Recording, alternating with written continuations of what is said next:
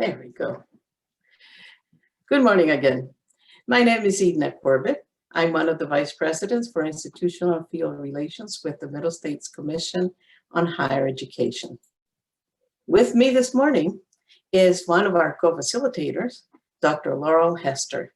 She's Assistant Provost and Associate Professor of Biology and Accreditation Liaison Officer with Keuka College. She is also one of the leaders of the self-study process at her institution. So this is our session 5. The topics for today are organizational structure of the steering committee and working groups, and developing working group charges. As a long-standing sponsor at our annual conference, we are grateful to our 2020 Self-Study Institute sponsor, Weave. Weave is the leading provider of software for educational programs, institutions, and accrediting bodies to manage all accreditation-related work. They provide a platform that vastly simplifies the management of institutional effectiveness, including functionality to simplify accreditation, strategic planning, assessment, and program review processes. If you are interested in their services or product, you can outreach to them at www.weaveeducation.com. On the screen, you will see our disclaimer statement for the Middle States Commission. The presentation you are viewing has been prepared by and is the property of the Middle States Commission on Higher Education, or MSCHE. Reproduction, distribution, or transmission of the presentation in part or in whole is expressly prohibited without prior written consent from MSCHE. For permission requests, email MSCHE at president@msche.org. For any questions about an institution's accreditation status, or for additional information about MSCHE standards for accreditation, requirements of affiliation, policies and procedures, and applicable federal regulatory requirements, you should contact the MSCHE staff. Always seek the advice of your institution's assigned Vice President Liaison with any questions specific to your institution. This presentation is not intended as a substitute for professional advice from MSCHE staff, and use of the presentation does not guarantee any specific accreditation outcome. If you would like to submit questions, note that on your screen there is an icon for Q&A. You click on that icon and type your questions. We will save the questions for the end, but that is how you will submit your questions, and we will be able to see them and answer them. As with every training session, we have learning goals associated with this. I'm going to read the learning goals for the first section of the presentation, and then there will be other learning goals for the second section. So for the first section, the goals are that you should be able to identify the roles and responsibilities of the steering committee, connect the list of steering committee duties to important milestones in the self-study process, develop a charge for the steering committee consistent with the self-study approach, and identify leadership, that is chairs and co-chairs, their roles and responsibilities. For institutions to reap the full benefits of the self-study process, it is imperative that they develop an appropriate structure for managing the work. This is done through the thoughtful composition of the steering committee and the development of clear working group charges. As you can see on the screen, the steering committee is the engine that drives the work of the self-study process, while the chairs and co-chairs are the leaders. They're the drivers that keep the self-study process on the steering committee on the right path. So who are the steering committee members? At this point, you probably have already begun to consider who are going to be the people that are part of the steering committee. The steering committee is made up of campus leaders, people who have a broad view of the institution. The co-chairs represent the institutional stakeholders. So normally we would have an administrator, we would have a faculty member, but it is up to the institution how they choose to represent their stakeholders and their co-chairs. Now, even more than the rest of the steering committee, the co-chairs should have a comprehensive knowledge of the institution. The members of the steering committee should have a close relationship with the working groups. There should be a very clear relationship between them so then the steering committee can drive the work and provide guidance for working groups. In many cases, the steering committee members are liaisons to the working groups, not necessarily the co-chairs. But if you have a steering committee that is not made up of the chairs of the working groups, then usually institutions would assign a specific steering committee member that would be the liaison, direct liaison with the particular working group or two. The members of the steering committee are making quite a commitment. It is a commitment to be involved throughout the entire self-study process. And as you have seen in sessions before, this process takes a little more than 2 years, from 2 to 2.5 years. And therefore, you need to make sure that the people that are committed to the steering committee know that they are there for the long haul and you will need them. We will start with a poll. I'm going to use polls today to guide some of the conversation. So our first poll is one question that I've been asked very often. Should the institution CEO be a member of the steering committee? So yes, no, or don't know. Gabriela, will you start our poll?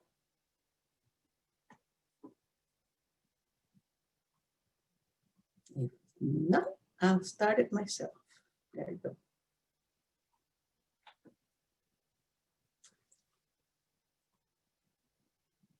Ah, interesting.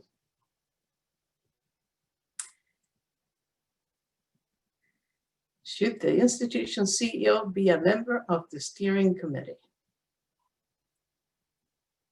We have the largest percentage saying no, a good number saying yes, and some don't know.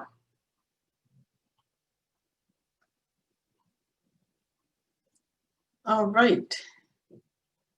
We will close this poll in 3 seconds. There. So here's our answers. The majority of you say no. Some of you say yes. And about 33 of you say don't know. Thank you. This is actually an it depends. In small institutions, very small institutions, where there are few people who are full-time, sometimes we see the CEO be a member of the steering committee. In larger institutions, it is not very usual. So let's hear. I'm going to close the results. And I'm going to introduce to you our co-facilitators because I'm going to be asking a question about this. Our co-facilitators today, as you have met them before, are Dr. Karen Ann Carty, Senior Vice President of Academic and Student Affairs at Monroe College, Dr. Heather Kelly, Director of Institutional Research at University of Delaware, Dr. Laura Hester, Assistant Professor and Accreditation Liaison Officer at Keokuk College, we've introduced before, Dr. Penny Haynes, Vice President for Academic Affairs at SUNY Broome Community College, and Dr. Jose Garcia Leon, Dean of Academic Affairs and Assessment at the Juilliard School. So let me ask the questions and co-facilitators, and 2 people have told me they will answer this question. So Heather, what do you think? Should the CEO be a member of the steering committee? Good morning, everyone.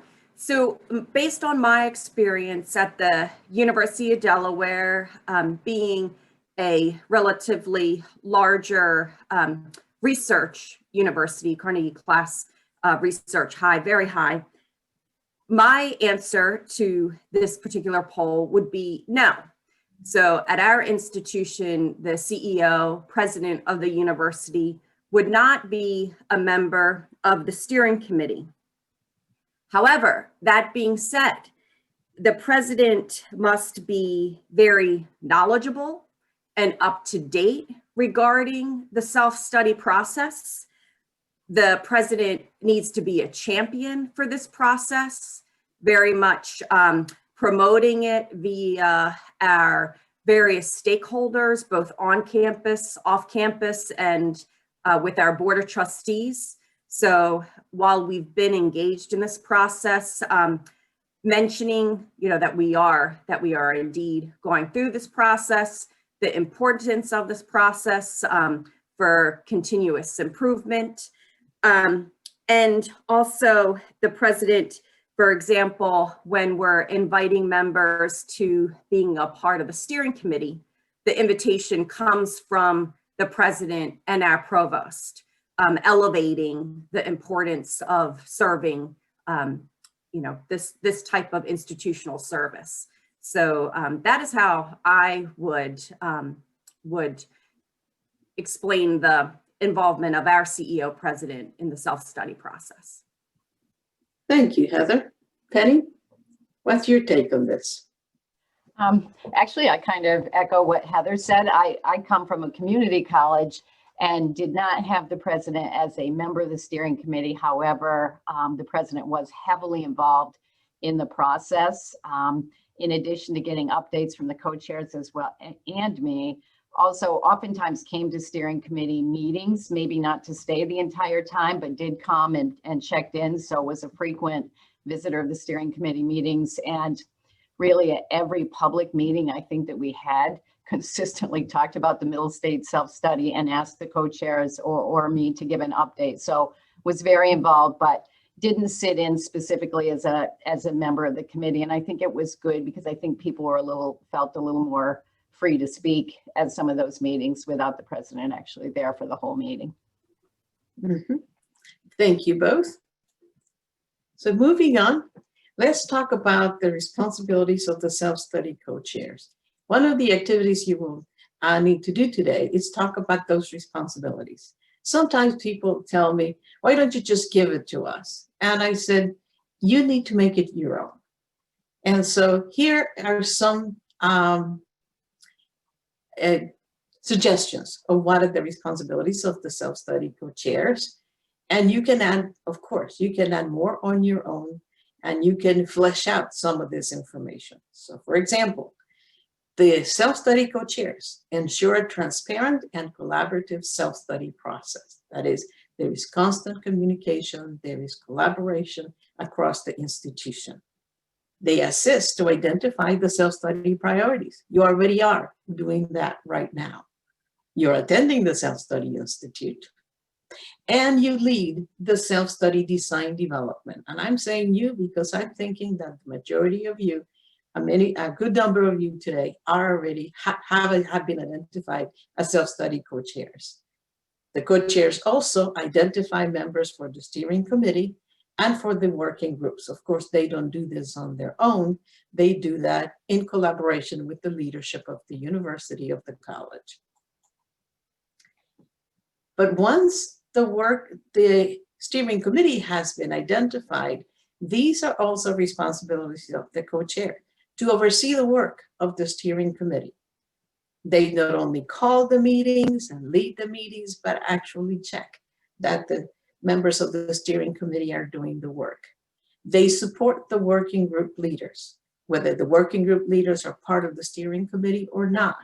They provide that support by helping establish connections with the leadership of the institution. Very often, not always, they manage information requests because you will find that the working groups are all gathering a lot of evidence, a lot of documentation, and you don't want several people going to the same office. So it is usually channeled. We suggest that you channel it through the co-chairs to manage those information requests. Once the reports from the working groups are ready, they edit and synthesize working group reports, And a very important piece, they organize the self-study visits. There is more than one self-study visit. There is the self-study preparation visit with your vice president liaison, the team chairs preliminary visit, and the actual teams, evaluation teams on-site visit. They are also, the co-chairs are responsible for communicating with the institutional community about the progress of the self-study process and gathering feedback and input from the institutional community. Laura will tell us now about the responsibilities of the steering committee. So I also, as a co-chair leading the kind of our institution self-study right now, wanted to just highlight that at this particular time, I think for co-chairs that supporting the steering committee membership is especially important, as I know, at least at our institution, many people are feeling spread very thin. And so I think that's been one very important element of our job. So for the steering committee, I agree that kind of forming this group and hopefully as you start meeting with your steering committee, really getting that group to be a good team is essential to the success of your self-study. And so as you form this group, you really hopefully will have them assist with this self-study design so that it really feels like a group product that everyone is on the same page with. And if you can get your steering committee members broadly representing the institution, that helps really get a great self-study design. The steering committee also establishes and charges the working groups, ensures that the timetable is implemented, oversees the completion of the final self-study report, and helps host the self-study visits, and may assist with gathering documentation for the evidence inventory. Coming off of actually a suggestion from the Self-Study Institute last year, one thing that our group did is there's actually a designated person on the steering committee responsible for evidence management. It's one of our, actually our digital learning librarian. And so that role has kind of been formalized in our particular steering group, you know, kind of organization. And here are a couple of samples of some of the elements from a possible steering committee charge. Note that the, I'm sorry, Yeah. note that the samples actually have complete sentences and provide, this is one particularly good example. It is not everything, but it's only 3 of the pieces of it. Sorry, Laura. Yeah. And I guess one other thing, looking through some of these examples that I think is something to think about from the start is really some of those mechanisms in terms of communication between the working groups and the steering committee and the co-chairs. For example, I know sometimes there can be tension between the desire to really have this coherent final product. So under the co-chair charge, you saw kind of edit and synthesize working group reports, and thinking up front about how much of the final writing will be done by steering committee or working groups and the co-chairs, and kind of how that process is managed can be helpful.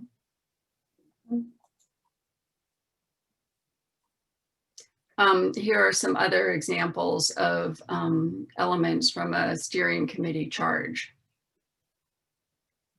And you've already, of course, started to think about some of these questions of how priorities, outcome standards, and requirements kind of might come together in your self-study based on our last sessions.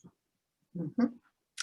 Thank you, Laura. You will also see that in these examples of the steering committee charge, we actually speak at about the different pieces of the self-study design document. So for example, recommend a communication plan, which is part of the self-study design. Determine how priorities, outcome standards, and requirements are achieved in the self-study document. All of these are connected to the elements that you're including in your self-study design. So again, I'm asking our co-facilitators a couple of questions. Jeff. Dr. Karen Ann Cardy, what strategies did you use to organize the steering committee? So we actually had a standards-based approach, as I mentioned last time. Good morning, everyone. And the way we organized our steering committee was that we had a person who had pretty much intimate knowledge of each of the standard. And so we had a person for each standard. And we also recommended to each one of those other folks at the college who would actually be good resources or be good objective participants. And so we encouraged them to fill the working groups with both people, again, who would know what had gone on in the college and what was going on in the college regarding that standard, and also people who didn't know much at all about it and could really learn and critique. But the idea of the steering committee guiding those working groups and those leaders was very important. And in addition to having one person for each specific standard, we also had 4 or 5 other individuals who had broad knowledge of the college, had been at the college for quite some time, had been involved in previous self-studies at the college, and just were great resources, both for the co-chairs and for the steering committee and the working groups. Laurel, you want to add something? Yeah, actually, I was just thinking, one thing you might want to think about these days, as many people are meeting virtually, is the question of once you form your steering committee and they start meeting, whether or not to record those meetings. And because while, of course, the advantage of a recording is that you have a complete record, I think sometimes the disadvantage of a recording, especially early on in the process, is that people may be a little bit more hesitant to take risks with their opinions and their questions. So I guess just throwing that out there as a kind of pandemic specific possible consideration as you form your steering committee. Thanks. Thank you. Jose, did you choose your steering committee co-chairs before selecting the members or vice versa? Good morning, everyone. We probably did everything backwards. I'm not sure it's the best advice to follow, but I can tell you about how we did it. We obviously had the self-study co-chairs first. There were 3 of us, and we felt that in our case, it worked to have 3 because we were representing different sides of the institution, and we worked well as a team. And we kind of function as a sub-steering committee of sorts. We were very involved in all the steps along the way. And for us, being a small institution, we thought it worked well. We were very concerned, again, as a small size institution, we were very concerned with the membership of the working groups. So we actually did the steering committee membership at the very end. So we were working for weeks, really, multiple drafts on each of the working groups. And only when we had a good sense of how those groups were going to be, then we started finalizing the steering committee. In our case, the working groups, we were very concerned about having a good balance of representation of gender, of experts, and also fresh ideas, of group chemistry. We wanted to have a good leader in each group, a good organizer, a good writer, and these roles could be mixed, of course.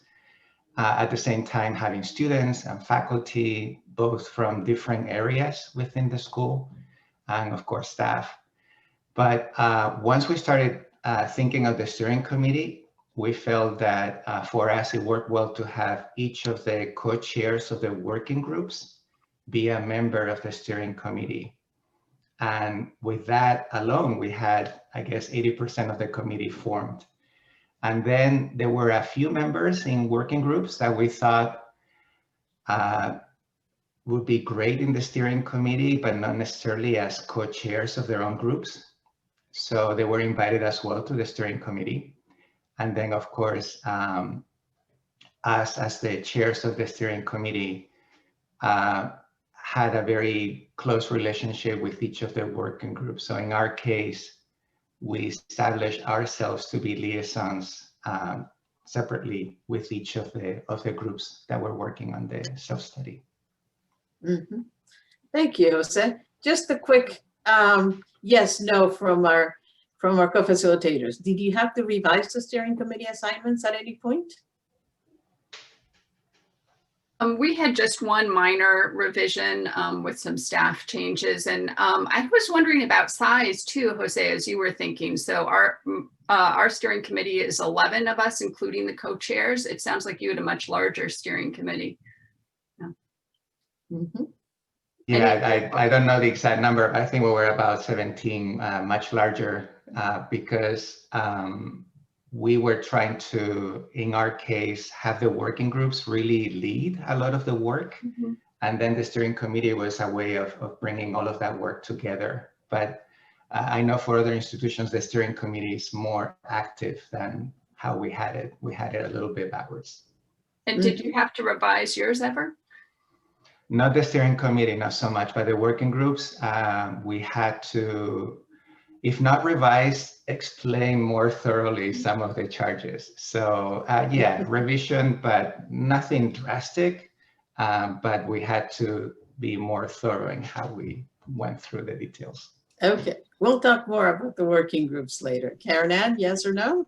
Well, I guess I would say kind of, because we didn't really have to make revisions in these, the structure or the membership of the steering committee. But what we did learn was that there were people who had certain strengths and the groups that had certain strengths. And then there were others where we realized we had to put additional resources. So where someone was having difficulty, kind of organizing and gathering evidence, we knew that they needed someone, strong who could, gather evidence with them and, participate in a more fully in the work of the group.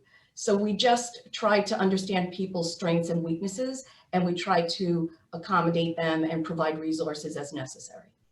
Okay, thank you. In the interest of time, I'm moving on to then, since Jose already was talking about the organization of the working groups. So here are some suggestions for the working groups.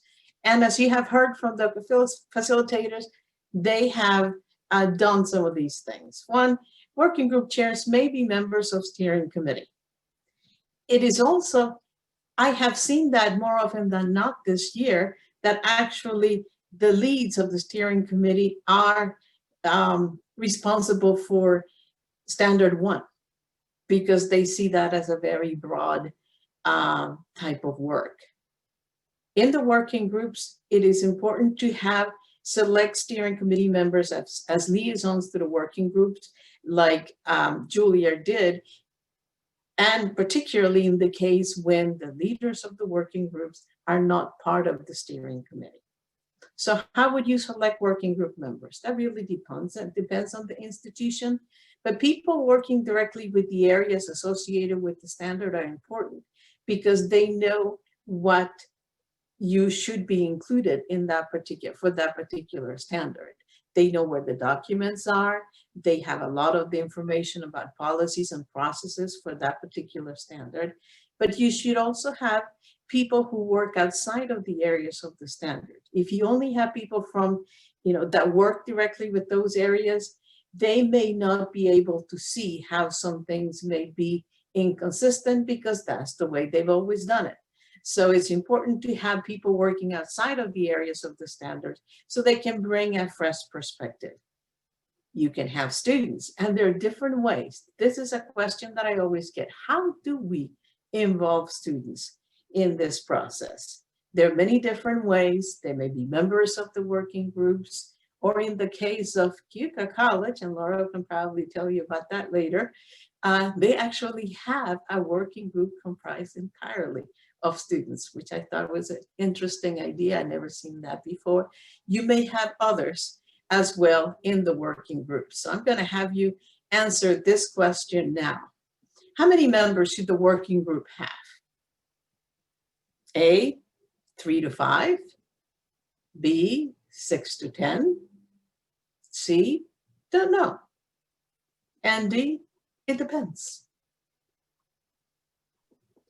And as you answer, maybe I'll say that as we thought about working group membership, we really did a lot of brainstorming about all the different kind of roles that people served within the college. So including, for example, at our college, we actually have a lot of staff and faculty who are alumni of the college. And so we were thinking about who was alumni, you know, what their past roles had been, as well as their current roles in terms of the knowledge that they could bring to that working group.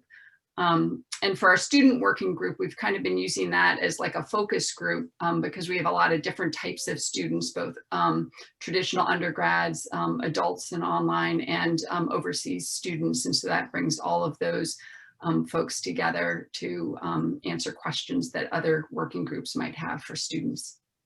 Okay, so we're closing our poll, and we see that a majority of people say it depends. Thank you. Yes, it does depend. It depends on the size of the institution. Sometimes it depends on the type of the work you're going to do. There are some standards that are data rich. Most of them, all of them need to have data, but some of them have, particularly in a very large institution, there are a lot of offices and a lot of departments that you would like to contribute. So it really depends. It also depends on the type of self-study you're doing, whether standards-based and also priorities-based. Thank you. We can end that poll now.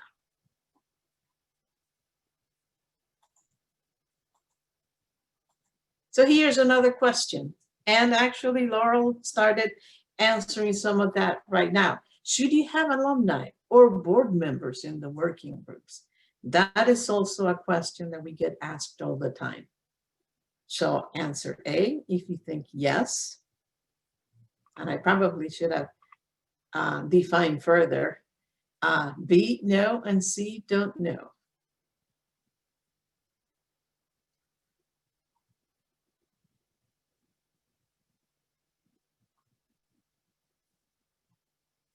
All right.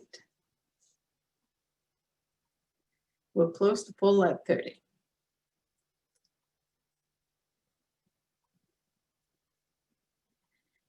Okay, so we have a very large percentage that are saying, okay, Ariela, would you share results? Yes, thank you. We have very large percentages that are saying yes, and you will see that there are a lot of institutions, particularly small institutions and institutions with a long history, like UCA, where you would definitely want to have alumni as part of the working groups. But should you have board members? That really depends a lot on the type of board that you have. If you have a large institution or are part of a system, that is not going to be possible. But I have seen in a number of small institutions that they include a board member as sort of an ex officio member, particularly of Standards 1 and Standard 7. Yeah, and we do have board member liaisons to actually 3 of our groups, which is maybe a lot for actually, in our case, 2, 6, and 7. And that both, it has been beneficial in terms of managing communication with the board, but also has its challenges in terms of those working group chairs kind of figuring out how to manage the most kind of productively how that board member can be involved in the working group and making sure that the working group feels like they can speak freely as well. Mm-hmm. All right, thank you. So that's it for the steering committee and for the composition of the working groups. Now we're getting to the point that a lot of institutions find challenging because there's a lot of work to do, and there's at least seven different group charges that you will need to develop. So this is the second section, and the learning goals are, we hope that you will be able to make the connection between the self-study design and the work of the steering committee and working groups, establish connection between the institutional priorities and the lines of inquiry for the working groups, understand how the development of lines of inquiry is critical to the working group effectiveness, identify clear expectations for each of the working groups, including expectations for analysis of existing internal data, development of the narrative, and identification of documentation for the evidence inventory, and develop working group charges, which is what you will begin to do today. That includes lines of inquiry related to the respective standard and criteria, as well as the institutional priorities. And if you are doing an institutional priorities-based self-study, then we would say the other way, lines of inquiry related to the institutional priorities that are also related to their respective standard and criteria. So you've done this already. Last week, we talked about connecting the priorities to the standards. So we had a chart that had the standards on one side and you have the different priorities. And what we ask you to do is to flesh out the different priorities and then identify what pieces of that priority would be connected with a particular standard. So I'm not going to go into it too far, but I put this chart on the screen because it is important to connect that when you're going to write the working group charges, you need to keep this in mind. You need to keep in mind that if a specific priority has been assigned for standard 3, then when you write the working group charges, the charges for working group 3 need to include questions and lines of inquiry related to that priority. Also, as we said before, you have already thought about, begin to think about whether you have a standards-based approach or a priorities-based approach. Remember in that webinar, I said that the working groups, how the working groups are organized will depend on whether you have a standards-based or a priorities-based. So the working groups are organized by standard in the standards-based, and the working groups are organized by priority in the priorities-based. And there would be, not all the standards need to be associated with a priority or vice versa. And therefore, there would be working groups also for the standards that are not integrated with a particular priority. So I'm going to ask co-facilitators to tell us again, come back again, and let's see, we have Karen Ann. What guidance did you give the working groups about communicating with the steering committee? So we actually had a very, very close working relationship with the working groups. The members of the steering committee did attend the meetings of the working groups whenever we could. And we had sort of an open door policy in our Office of Institutional Effectiveness and Budget, where we were centralizing the administration of the self-study. And so the chairs of the working groups and the members of the working groups could always call upon staff members in that office when they needed something. And then we would be able to either as co-chairs or as steering committee members, we'd be able to assist and provide information or evidence or ideas. And so there was a very close relationship between the steering committee and the work of the working groups. So Heather, how did your steering committee develop lines of inquiries for the working groups? What process did you use? So to be honest, we actually utilized the opportunity to provide a charge for the working group to provide some detail about how the lines of inquiry should be developed for the working groups. And so with that, one of the first things we asked working groups to do was to determine which of the 5 priorities from our strategic plan, and there may be more than one, but that they plan to incorporate into the discussion of the working group standard. And I should also let everyone know that we used a standards approach to our self-study. And then elements of the working group charge, additional elements that helped with lines of inquiry were that in addition to indicating which priorities they would emphasize, we also wanted them to link each of the criterion to existing evidence or determine what data needs to be gathered to address that specific criterion.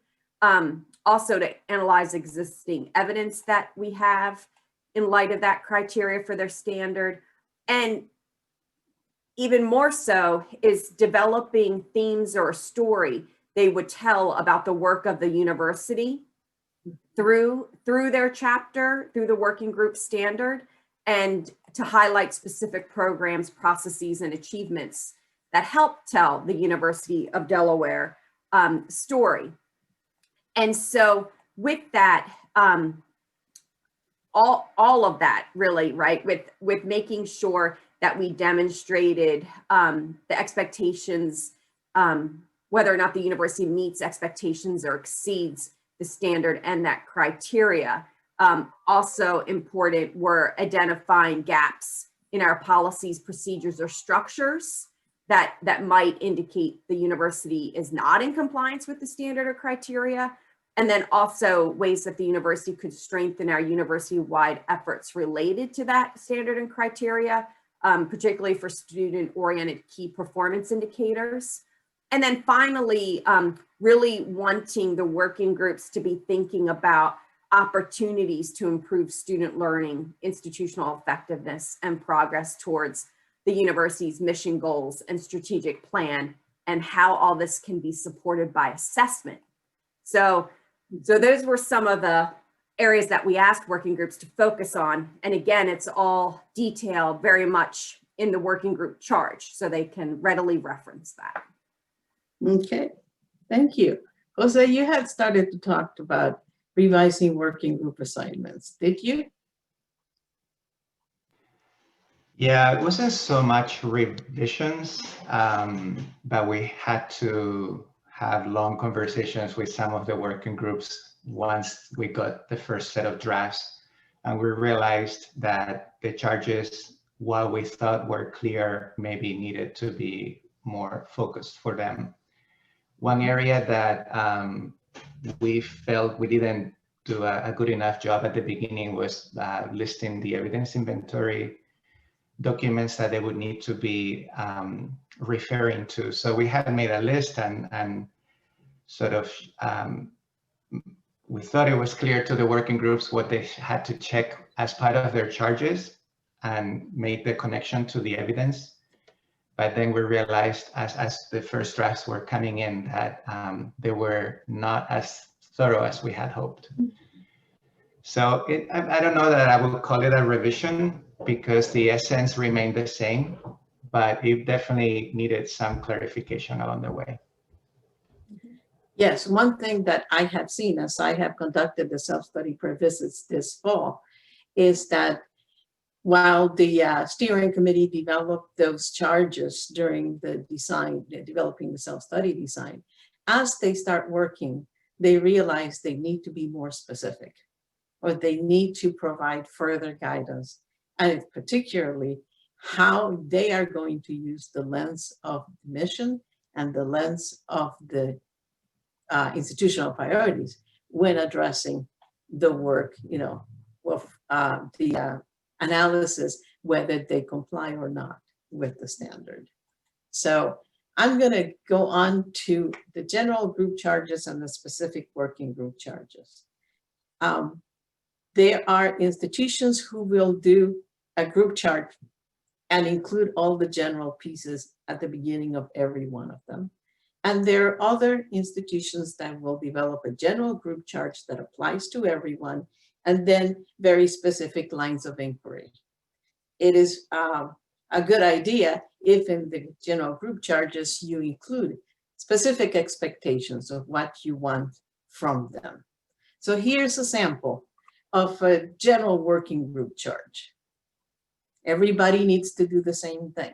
Develop strategies and use templates for identifying sources of information and collecting relevant data, processes, and procedures. As you can see, this is not for any one group in particular, but it goes for everyone. Hold regular meetings.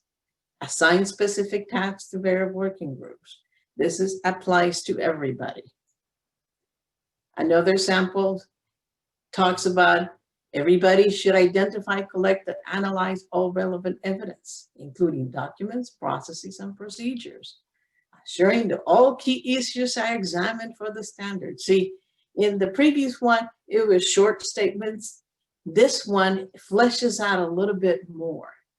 This one also says, identify gaps in the evidence in the processes and procedures to meet the standard and relevant requirements, and develop strategies to address the gap. This is particularly important at the beginning of the self-study process, because if those gaps are identified, some work can begin to happen to remediate those gaps before you finalize the self-study. And this one in particular, see, this institution was very concerned about gaps. So again, identifies and recommendations in early reports of the steering committee. And here's another one. This one emphasizes different things, but you will find that there are some common ideas. You know, on the basis of the evidence collected and analyzed, assess institutional strengths and weaknesses in relation to the standard. It is asking for opportunities for improvement and institutional renewal. And this one in particular says, link those priorities. Prepare draft reports, which everybody will do, and use and cite the evidence collected to indicate how the standard and its criteria are met or addressed. These are examples. And just like the list of responsibilities for the steering committee, the list of responsibility for the team chairs or co-chairs, you need to make it your own. You know what language works at your institution, and you know what kind of direction, how much specific direction you need to provide to the working group. So I have provided 3 different samples, and there are other samples, and I want to remind you to don't forget to go to the documents in the reading room. You will find at least 8 different ways that these working group charges have been written. So here's another poll. How many working groups will you have? So have you thought about it already? So we'll do a quick one here. Answer A, if it's less than 7. Answer B, if you're doing 7, 1 for each standard. Or C, if you're doing more than 7. And we'll talk more about that. So as you answer the poll, I'm just going to add in that one of the things we found very useful is to kind of tie some of those working group charges to specific processes. So for example, we have an alert form for any gaps that are identified. And also that having really strong specific lines of inquiry for the working groups can really be helpful for the self-study process. Mm-hmm. Okay. All right, we'll give it 5 more seconds.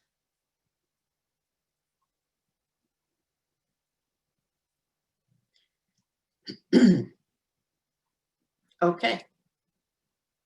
Thank you. So these are the results. The majority of you are saying 7, 1 for each standard. If you have more than 7, it is likely you have a small institution. And I am not making, drawing full conclusions here, but it is often that a small institution will have less than 7. A couple of years ago, I was working with an institution that had only 6 students, and they had 3 working groups. There was really no way they were going to have 7 working groups with such a small institution.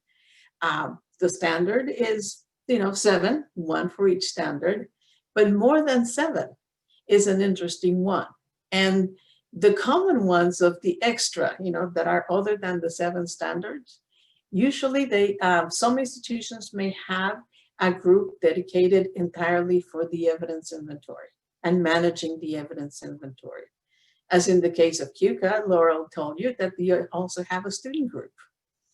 There are some institutions that have a group that is dedicated to the verification of compliance. And yet another one I have seen, they have a group that is more in charge of the logistics for the visits.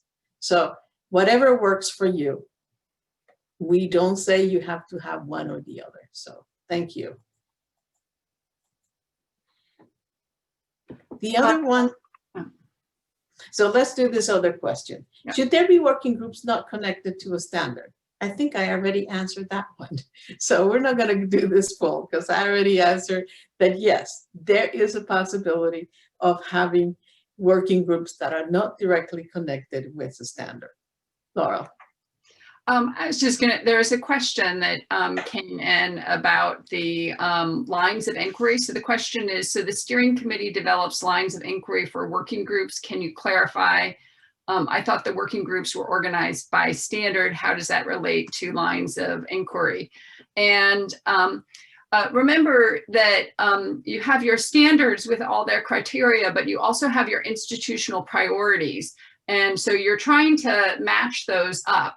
And the lines of inquiry really, in our case at least, developed out of kind of that intersection between the criteria and our institutional priorities. The other thing that we found very useful about our lines of inquiry is they're phrased as questions.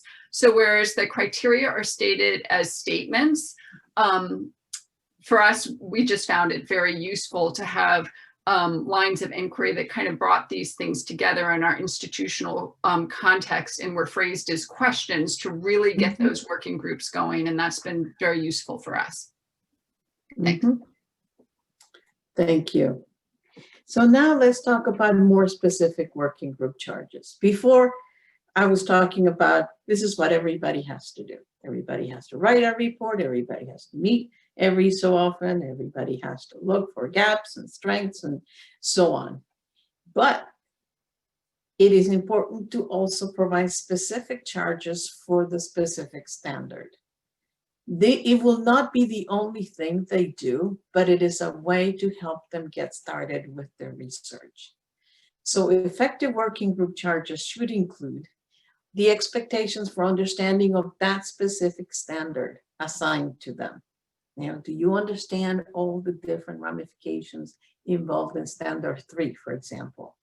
You understand that in standard 6, you're actually looking at 3 different things: planning, resources, and institutional effectiveness. They should include the lines of inquiry for addressing the institutional priorities that are specifically assigned for that group. Guidance for inquiry work. Remember, not everybody who's in that committee actually works with that office, with those offices connected. Expectations for analysis of the information gathered. Also, expectations for identifying data and evidence. And one thing that the steering committee can do is, I have seen this, is that they begin to brainstorm as a committee, what are the data and evidence that each of the groups would be able to do.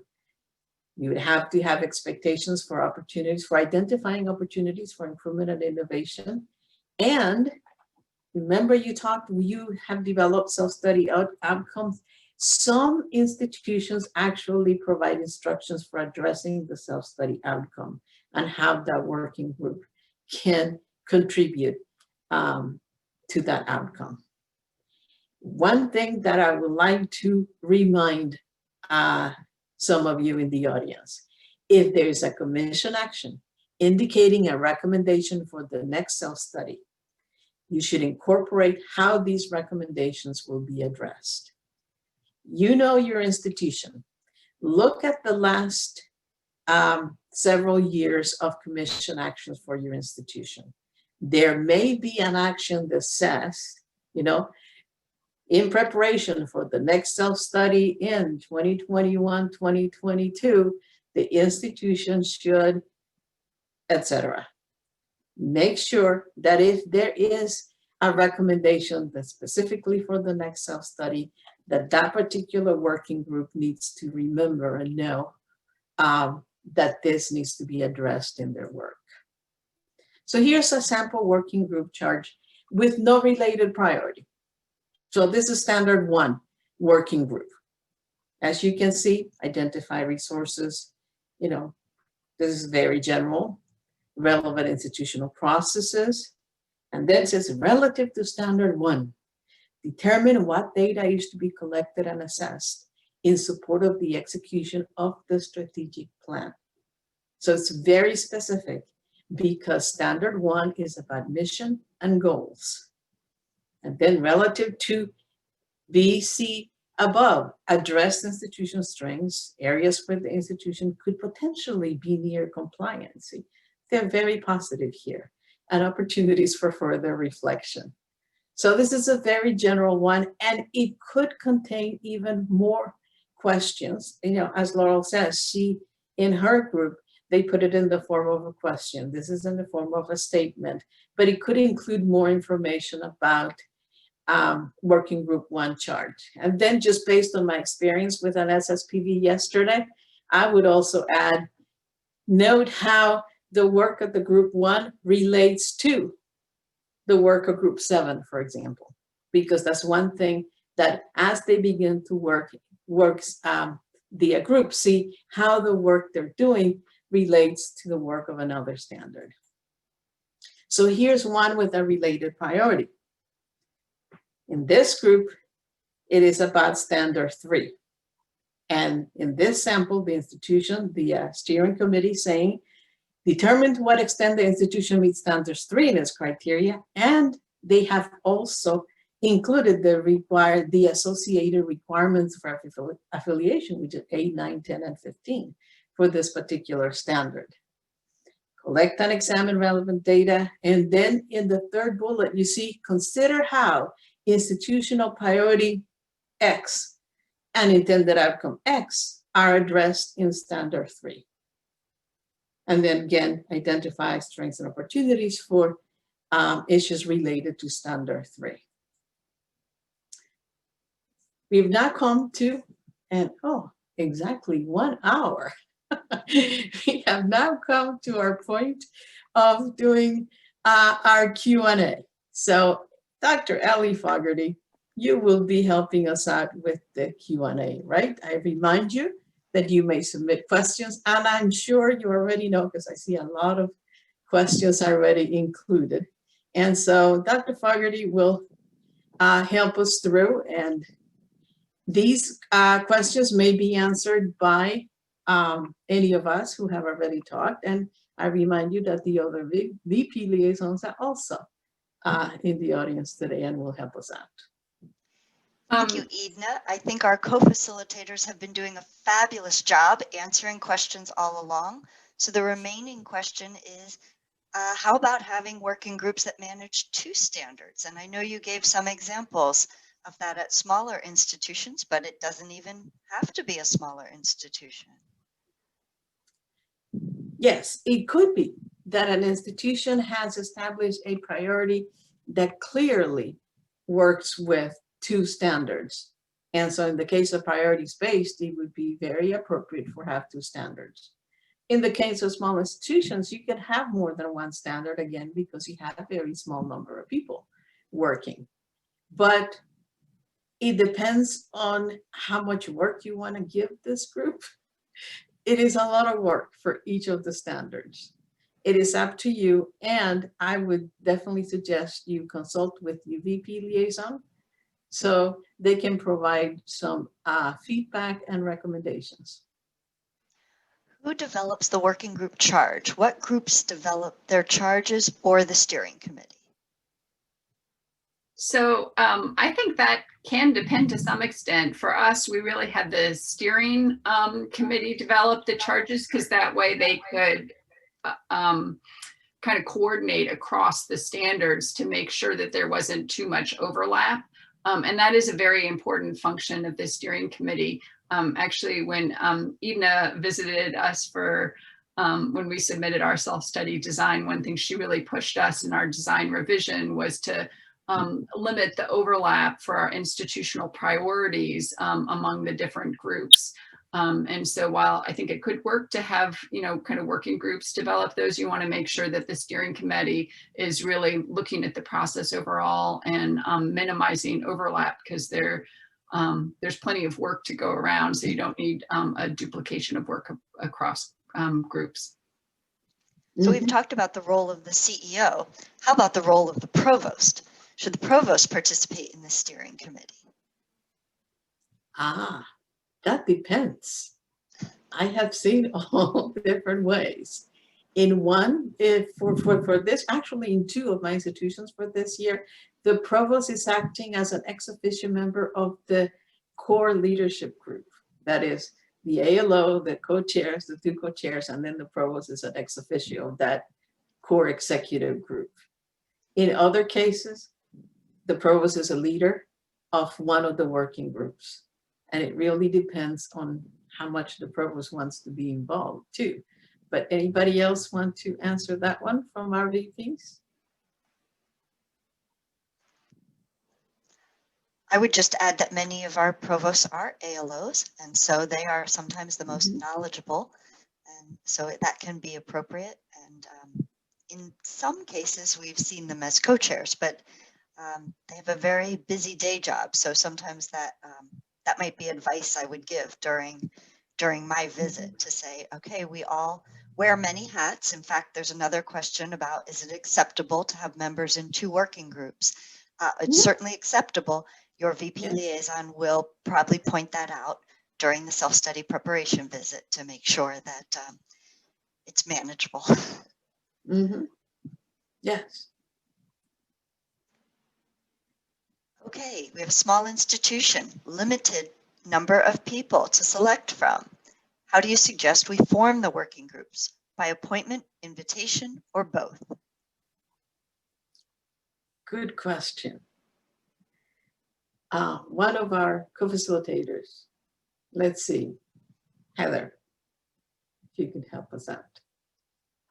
So with that, I guess how I would respond to that, our invitations went out from the president and provost, and so when you get an invitation from the president or provost, I think it's one of those, to some degree, a voluntold type of situation, somewhat like an appointment.